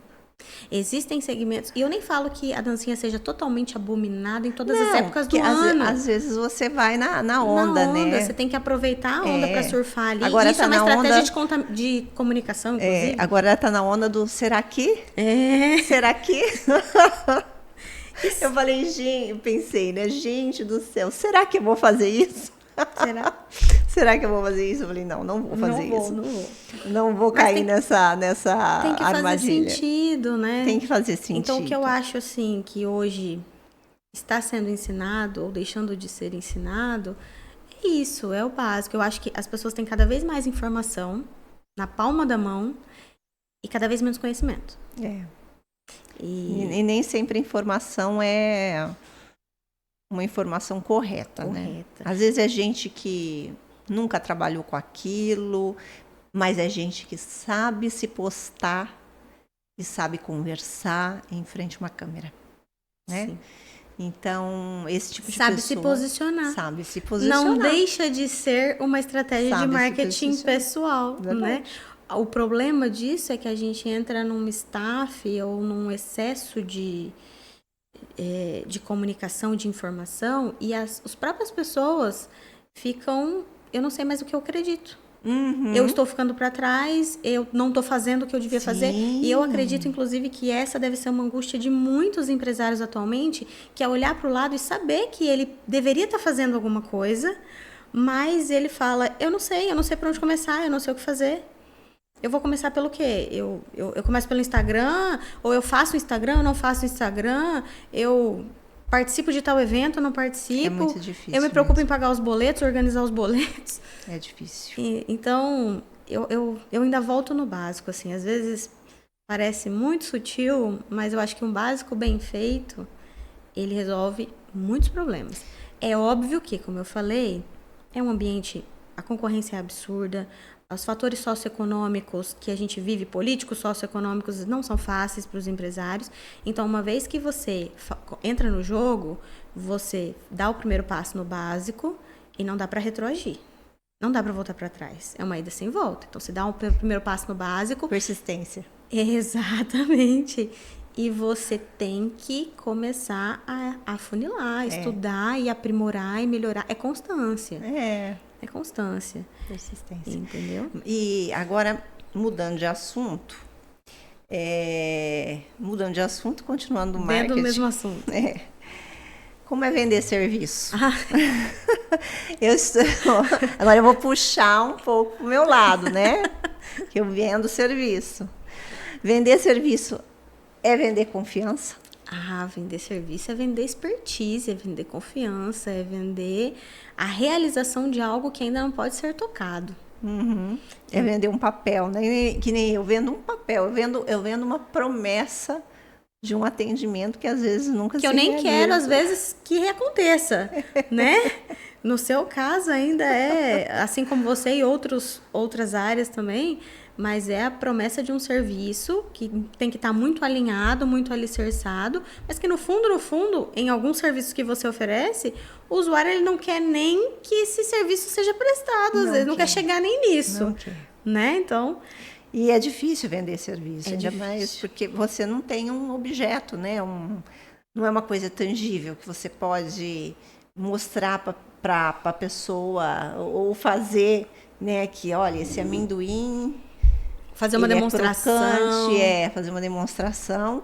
É uma coisa que eu falo que eu tenho que me virar nos 30, nos 50, para fazer o criativo das campanhas que são postadas para criar, porque tudo é criado por mim, porque é difícil você vender e você tem que criar emoções sem você ter só o papel. Sim. Eu não posso falar que essa blusa é tão Esse macia, tecido. tão gostosa. Não, eu não sei. É muito difícil. E, inclusive, a gente- mexe com você projetar na cabeça das pessoas coisas que elas ainda não estão vendo. Então, você precisa, além de dizer do serviço, você precisa projetar, às vezes, uma situação que é hipotética, inimaginável na cabeça daquele usuário, né? Isso acontece em muitas áreas, não só na sua, então acalme o seu coração, porque isso acontece, inclusive, na área da saúde. Na área da Né? saúde, planos de saúde. Isso, então se você pensar na parte de cirurgia de saúde, né, assim como no seu caso, você precisa oferecer e dizer que você consegue fazer algo que às vezes a pessoa nunca passou por aquilo antes, ela não faz a mínima ideia de como é passar por aquilo antes, mas ela vai ter que acreditar no que você está falando. Né? Então, assim, é complicadíssimo vender serviço. E é assim, nada me tira da cabeça que não há como vender serviço se você não domina todo o seu mercado. Dominar no sentido de conhecimento. Então, se eu sou alguém da área de seguros, eu preciso entender muitos fatores que envolvem segurança. A gente volta em conhecimentos lá atrás, que são conhecimentos inclusive da área da psicologia, como você falou lá atrás. O que faz alguém se sentir seguro ou não se sentir seguro, se sentir estável ou não se sentir estável? Quais são os pontos que são prioridade para determinada pessoa, para o público naquele momento, qual etapa no ciclo de vida esse público tá? Se você me fizer uma pergunta nesse sentido antes de ser mãe, a minha cabeça era uma. É outra coisa, né? Agora, a gente muda demais, né? A cabeça é outra. Então, assim, para mim, vender serviço é dominar o conhecimento de todo o processo do seu mercado. E vender seguro é uma coisa bem complexa mesmo. Porque eu acredito que vários serviços são assim. Sim. Você tem que dominar bem, é o que você falou, né? Você tem que dominar bem o processo. Além de dominar bem o processo, eu preciso conhecer de tudo que... por isso que eu sou formada, né, em propaganda. Você tem que conhecer de tudo que refere à propaganda e todos os mecanismos que estão atrás. Os gatilhos. Até a escala de Maslow eu uso. Demais. E para criar, junto as duas coisas, para você criar dali alguma coisa que possa fazer sentido para a pessoa. É que uma coisa que é muito importante, assim, que poucas pessoas sabem, a não ser as pessoas que são dessas áreas especificamente, é que, às vezes, nem o próprio público, o ser humano, ele tem clareza sobre a sua real necessidade, as suas vulnerabilidades, as suas dores. Sim. Então, quando a gente vende produtos e serviços, muitas vezes é a empresa que tangibiliza para o público qual é de fato a real necessidade. A gente deu exemplos em relação a isso, falando da sua compra lá na loja infantil. Só que quando você vende produto, é muito fácil você mostrar isso para o cliente. Você fala, não, olha, o seu filho vai ser melhor se ele tiver uma roupinha que abre de fora a fora. Por quê? Porque é uma criança pequenininha, você vai querer manipular menos. O cliente se convence, ele fala, nossa, faz todo sentido, é um bebê recém-nascido, molinho. Como você explica isso em relação a um serviço que muitas vezes o cliente não quer nem imaginar. Então, ele não quer imaginar, por exemplo, uma assistência funeral. Isso, um seguro de vida. Uma assistência funeral. Ele pode até falar, olha, tá bom, é importante para minha família, mas eu não quero chegar a viver esse momento. Né? Ele só valora esse momento. Transformar isso em falar isso de uma outra forma. Sim, para não chocar também. E ele também só vai valorar isso de forma direta o dia que ele passar a experiência e ele ver que isso foi descomplicado. Então, uma das formas de vender serviço é conseguir tangibilizar a experiência desse usuário por meio, talvez, da experiência de outros usuários. Só que eu concordo que se essa empresa ainda não tem esse banco de dados... Ou você não quer expor, né? Você não quer expor, porque tem segmentos que são muito sensíveis. E também, vamos combinar que na era da informação e da inteligência artificial... Daqui a pouco a gente já não sabe mais o que a gente pode confiar. Então, eu acho que isso não vai ficar mais fácil. Tem gente ensinando a fazer... Eu vi gente ensinando a fazer clone. Faça o seu clone e não precise mais fazer vídeos na internet. O clone trabalha para você. Vocês sabiam disso, gente? Então, daqui a pouco não vai ser mais a gente que vai estar aqui. Vai ser clone nosso conversando. Para os bem intencionados, eu acho que, nossa, uma mão na roda, né? Melhor fazer a conta na calculadora do que ter que fazer à mão. Né? Então, assim, para os bem intencionados, eu acho que tem ferramentas que vão ajudar muito. Assim como a gente tem várias hoje. Inclusive, a oportunidade de estar aqui conversando com muitas pessoas, sem estar com todas essas pessoas, né, ao mesmo tempo. Mas, para os mal intencionados também, isso acaba entrando naquele excesso de informação e de confiança que fica rompido. Eu já não sei se eu posso acreditar em tudo que eu vejo, o que aparece para mim. Então, fica muito mais difícil. Mas aí é que entra a pergunta que eu vou te fazer. Você acha que o atendimento humanizado hoje... Por favor.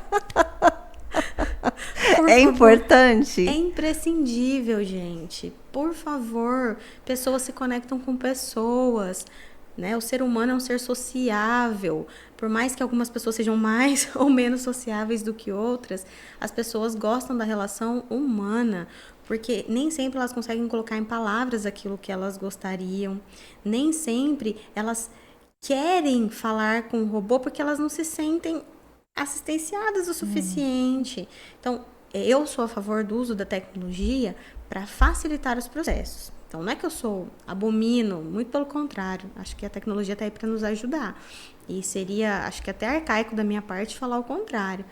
Mas existe a necessidade de entender até onde esse contato deve ser feito com a tecnologia, ou até onde eu vou usar essa tecnologia e qual é o momento que eu vou passar isso para um humano, né? Aqui eu pesquisei uma tecnologia para atendimento, instalei ela, e aí a gente tem as opções para a gente... em que momento que eu entro com o humano, né? Sim. Em que momento que eu entro com o humano. Na realidade, não tem nenhum... O humano já entra, a primeira vez é o humano que entra. Eu entro só perguntando assim, o robô só vai perguntar para você em que setor você quer falar. Escolha o setor que você quer falar. Ponto. Depois é o humano que vai te atender. Mas eu podia seguir isso até onde eu quisesse. Eu falei, não, vou parar. A pessoa só vai escolher o departamento que ela quer. Sim. E aí ela escolhe, já segue para o departamento e lá vai pegar um humano. por mais que a tecnologia tenha filtros muito avançados, que você consegue talvez entender o que o cliente quer, ou entender em que momento ele chegou para você, né? Se ele está mais aquecido, menos aquecido, enfim, depende da finalidade do uso dessa tecnologia. Por mais que isso exista, eu acho que ainda esse tato, essa sensibilidade, essa demonstração de que você parou, principalmente no momento que a gente está com muita informação, com todo mundo sem tempo para tudo, eu tenho uma pessoa real que está aqui para você, que está prestando atenção em você, especialmente em segmentos onde há prestação de serviço e aonde às vezes o imediatismo, às vezes as pessoas vão procurar num momento que é muito crucial da vida delas. O segmento da saúde, o segmento de seguro. Sim, um sinistro. Exato. Eu não quero esperar 1 hora para conseguir falar com um humano, porque o meu problema não espera 1 hora. Mas eu acho que vai chegar um momento que a tecnologia vai estar tão avançada que a gente vai começar a falar com o IA que a gente nem vai perceber. Então, se for assim, tá tudo bem. Eu acho que vai chegar. O problema é que hoje não é assim. E a gente se irrita muito. Não. Por favor, vocês interajam no vídeo. Quem se irrita com atendimento automático, põe o dedo aqui. Todo mundo, você pega e vai nos chatbot da vida e fica lá. Eles mandam aquelas opções, aí você olha. Nenhuma assim, me atende. Mas não tem a opção que eu quero aí. Exato. Aí você, quero falar com o atendente. Aí volta todas as opções. E não tem a opção que eu quero. Mas eu posso provocar, assim, uma análise? Hoje a gente está falando do chatbot, da inteligência artificial, mas há pouco tempo atrás a gente tinha essas ligações automáticas. Preciso falar com o banco, eu vou ligar e falar com o robô do banco, eu vou falar com o robô da empresa de telefonia. E a gente se irritava do mesmo jeito. Então, você percebe que, assim, a tecnologia está muito mais avançada, a gente está falando de outras tecnologias, né? Só que a gente está falando da mesma relação. Sim. A gente está falando daquela relação de que você não está me compreendendo. E por mais que o atendente real, porque o telemarketing, por exemplo, vixe, eu acho que é o trabalho mais estressante do mundo. Coitados, ainda, considerado o trabalho mais estressante do mundo, ainda é muito estressante falar com um atendente, mas entre falar com o atendente e falar com o robô, eu prefiro falar com o atendente. Por mais que às vezes o atendente não me entenda, demore para me entender, ainda o humano do que o robô. Sim, mas eu vou te dizer que eu prefiro falar com um atendente humano, sim, mas eu acho que a gente vai chegar uma hora que a gente vai estar falando com a IA no WhatsApp e a gente nem vai perceber. Eu torço para que sim. Se for imperceptível e resolver o meu problema... Eu tenho quase certeza disso. E eu acho assim, se for imperceptível e resolver o meu problema, tudo bem. Não, se é para resolver, gente, vamos usar a tecnologia para ajudar. E o que você me fala dessa geração mais jovem? Os meus queridos. Como é que eles estão em relação à compra? Eles estão mais digitais? Você acha que a gente vai parar de ver gente vindo comprar no comércio? Vai ser tudo por digital? Qual é a sua expectativa em relação ao futuro? Você consegue fazer um exercício de futurologia? Eu acho o seguinte, a gente precisa parar de comparar e querer que as gerações futuras sejam como as gerações mais velhas, porque não serão, né? Não tem como uma parreira de uva dar morangos. Ela vai dar uva. E ela vai dar uva porque ela foi plantada num solo de uva com fatores climáticos de uva. Então, o que eu estou querendo dizer com isso é a sua geração, a minha geração, dos meus avós, a geração futura, ela está sendo moldada, baseada no que está em volta dela. Então, eles já são nativos digitais. Isso não faz deles expert em tecnologia, né? Ponto importante. Eles já têm um nível de informação muito superior à informação que os meus avós, as gerações anteriores tinham. Isso também é bom, porque eles têm essa informação à palma da mão, só que tudo que é muito fácil, muito acessível, também traz um nível de comodidade muito grande.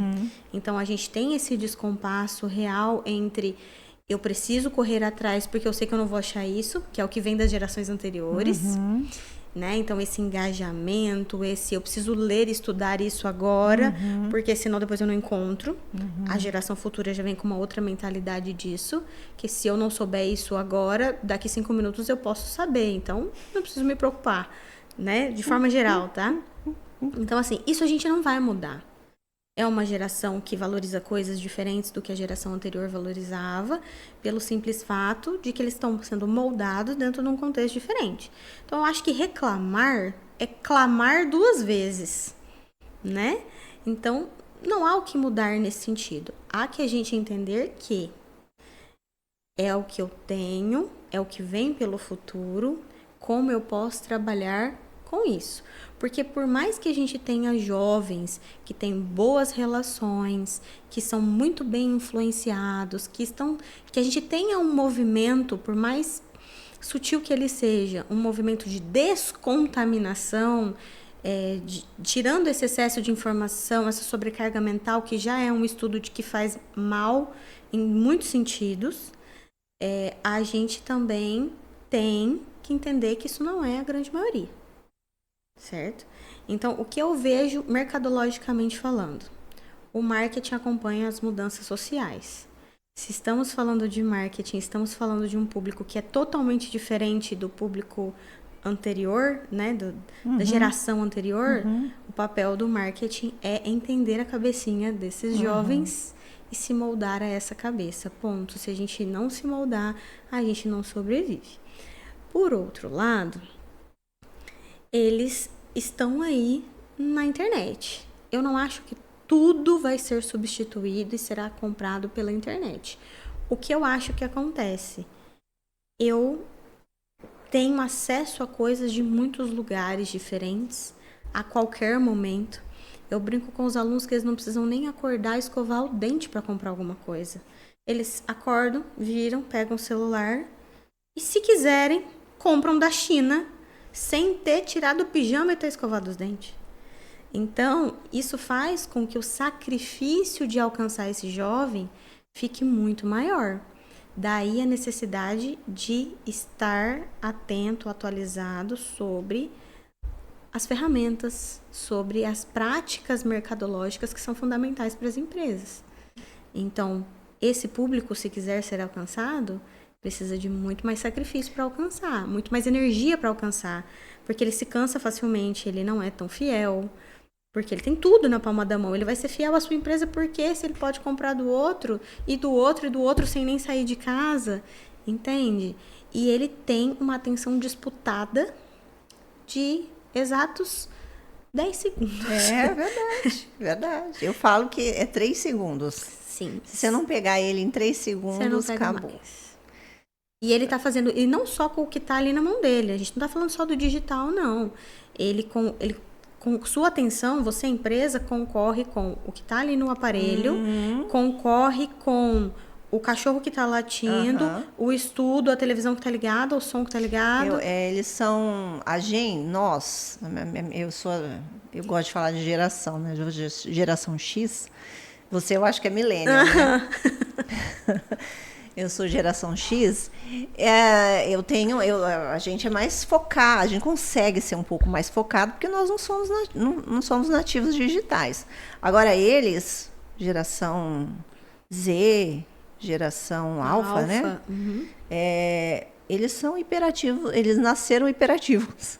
Eu falo que eles nasceram hiperativos, porque é muita informação, muita tela.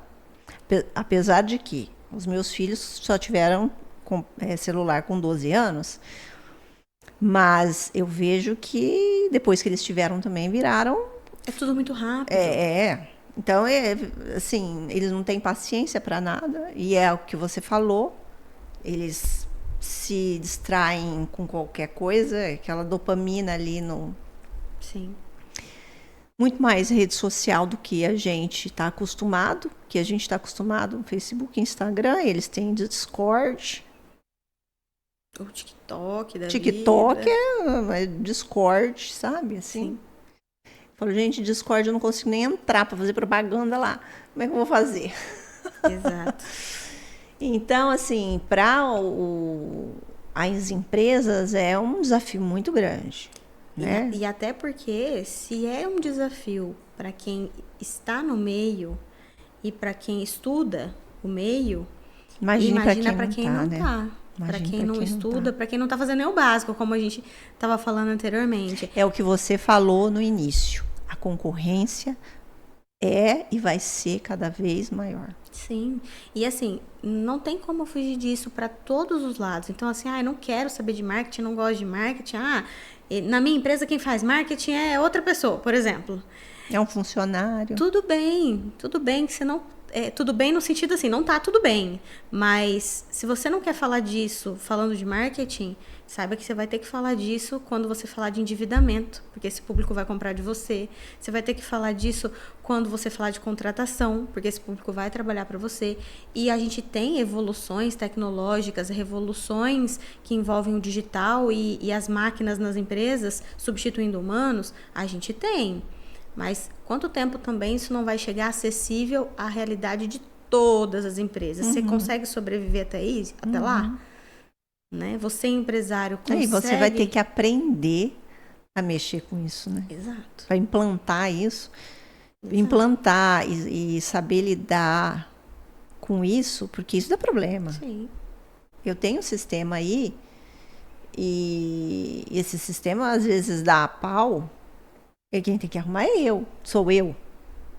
Então, a gente, como empresário, a gente tem que implantar essas coisas que você falou, mas a gente tem que saber também como é que isso funciona, como é que isso resolve. E essas pessoas da nova geração estarão por trás de tudo isso.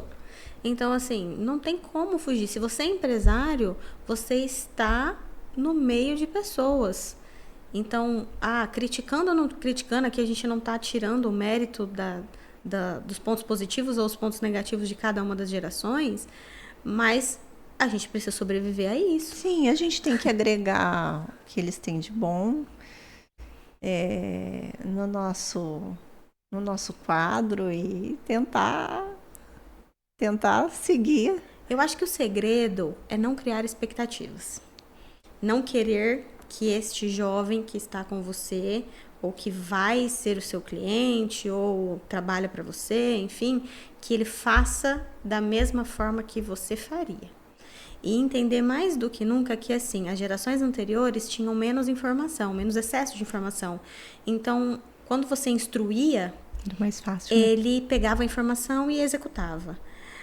A cabecinha das gerações mais novas, ela tem muita informação circulando ao mesmo tempo. Então, você vai dar a instrução uma vez, ele não vai gravar e executar. Você vai dar essa informação uma vez, ele vai ouvir parte dessa informação às vezes. Os imperativos. E aí, ele vai precisar de uma cadeia de comando um pouquinho maior. E eu não estou falando isso só no executável, como consumidor também. Então, significa que no marketing, você não vai fazer uma campanha super legal e vai atingir ele de cara. Não, por mais que viralize, vamos pegar os grandes aí. Vamos pegar a Coca-Cola, né, que é master, grande, investe bilhões. Por mais que viralize, ele vai ver, ele vai achar que ficou super legal.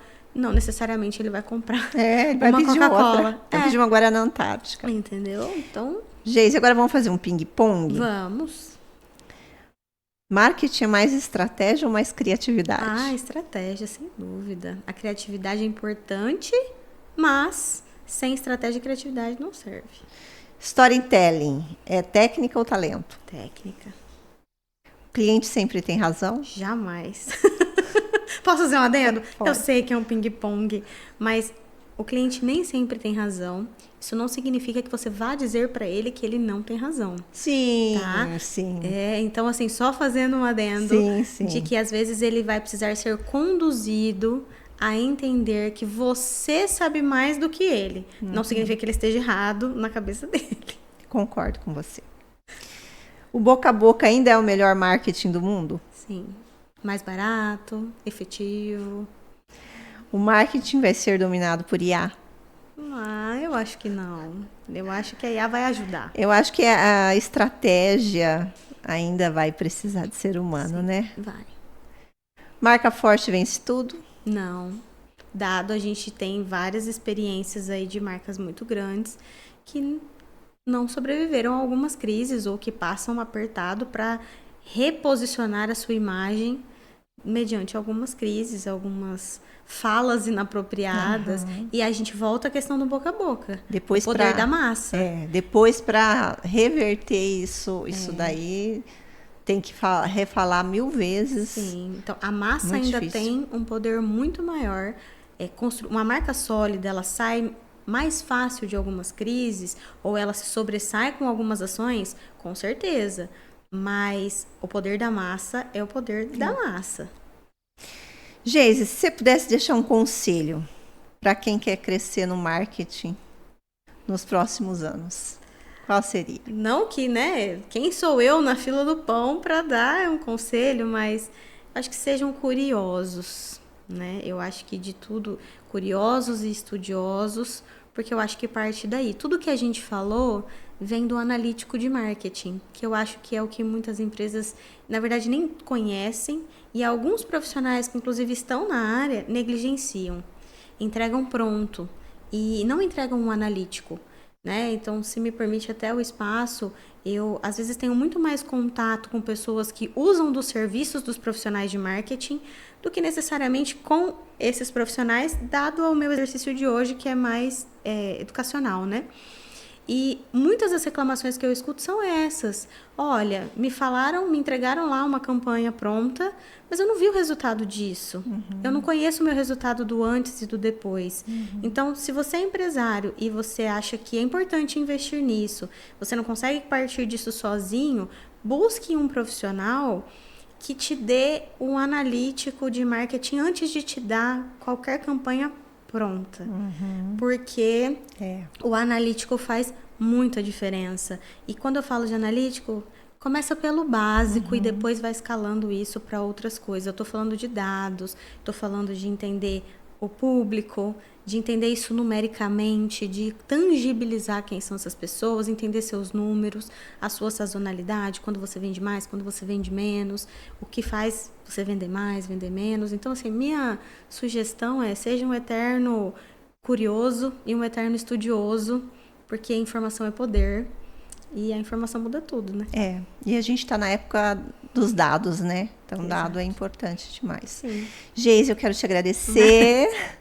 Foi muito bom ter você aqui, falar sobre isso que eu amo, aprender mais também, absorver de você. E eu peço para a nossa audiência se inscrever no nosso canal Jornada Segura. Agradeço mais uma vez. Muito obrigada por você estar aqui. E até uma próxima. Até uma próxima. Eu que agradeço. Muito obrigada pelo convite. Fico à disposição, né? Se vocês precisarem, um prazer imenso estar aqui com você. Uma mulher que também ama a área como eu, né? A gente vem de áreas distintas de paixão, né? Você é da publicidade, eu gosto mais dessa parte do analítico mesmo.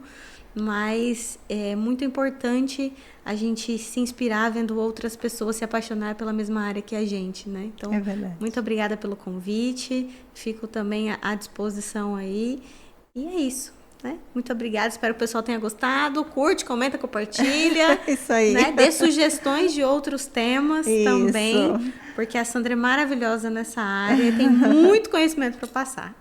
Obrigada, viu? Obrigada, gente. Tchau. Tchau.